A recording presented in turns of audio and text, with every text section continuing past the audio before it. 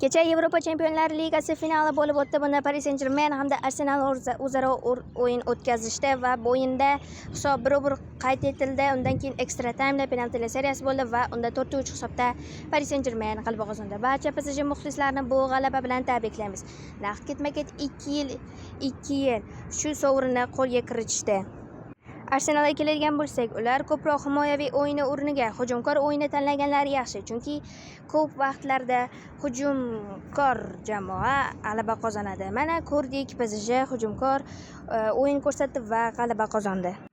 Oxirgi penaltini Gabriel amalga oshirdi. Arsenalda imkoniyat bor edi, lekin PSG darvozaboni Safonov buni qaytara oldi.